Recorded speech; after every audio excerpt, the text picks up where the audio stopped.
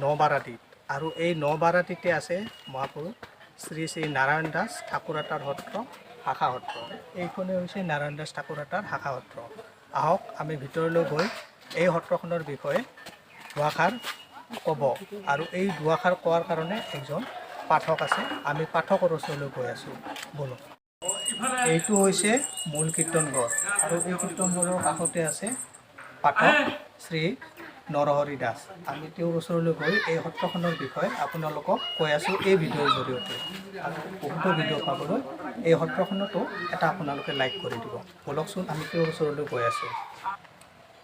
এওঁ হৈছে এই সত্ৰখনৰ মাননীয় পাঠক শ্ৰীযুত নৰহৰি দাস।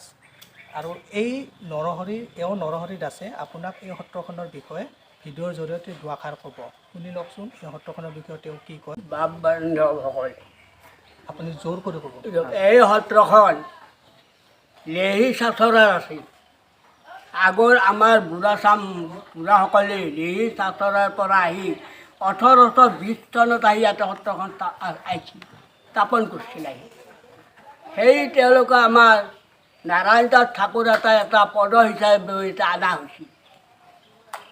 1820 চনৰ পৰা ইয়াতে কীৰ্তনঘৰ স্থাপন কৰি তেওঁলোকে নাম কীৰ্তন গায়ন বায়ন আদি কৰি তেওঁলোকে কৰি আছে আৰু আমিও আজি সেইখিনি নিয়ম পালন কৰি আছোঁ।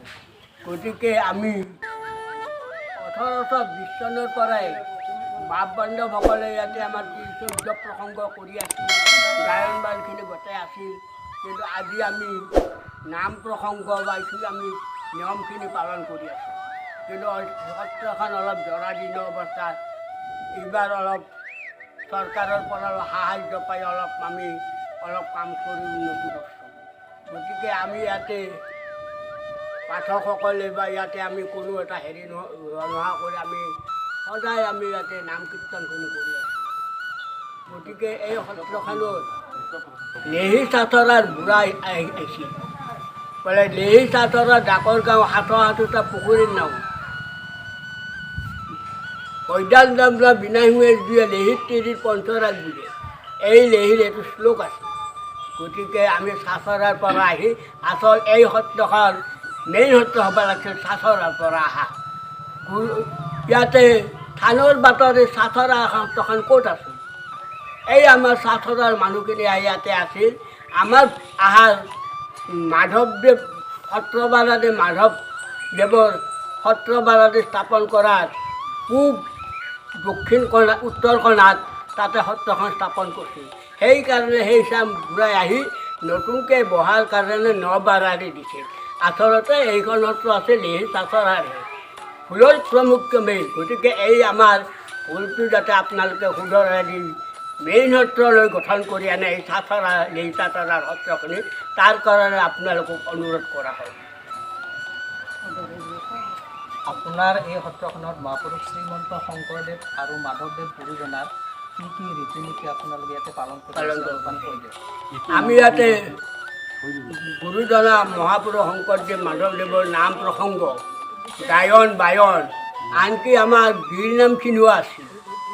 আমি ইয়াতে নাৰায়ণ দাস ঠাকুৰ এটাৰ পদ হিচাপে এটা চিহ্ন জৰাজীৰ্ণ অৱস্থাত থকাৰ কাৰণে আমি চৰকাৰৰ পৰা কোনো সাহাৰ্য নোপোৱাৰ কাৰণে আমি যাতে আমাক চৰকাৰে এই সত্ৰখন অনুষ্ঠান উন্নতি কৰাৰ কাৰণে দায়িত্ব লয়, তাৰ কাৰণে আমি অশেষ ধন্যবাদ জ্ঞাপন কৰিছোঁ।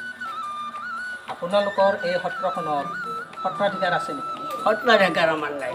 এই সত্ৰখন কোনে মানে কি আপোনাৰ পালন কৰি আমাৰ পাঠক দলে।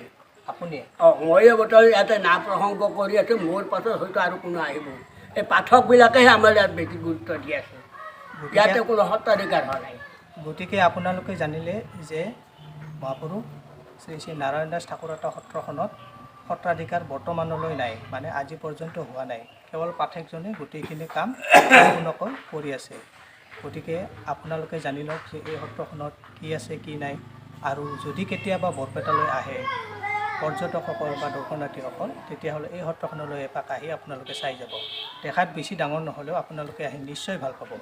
মই ভাবোঁ আপোনালোকে ইয়াতে আহিব আৰু এই সত্ৰখনত অকণমান হ'লেও এখোজ পেলাই যাব। ধন্যবাদ।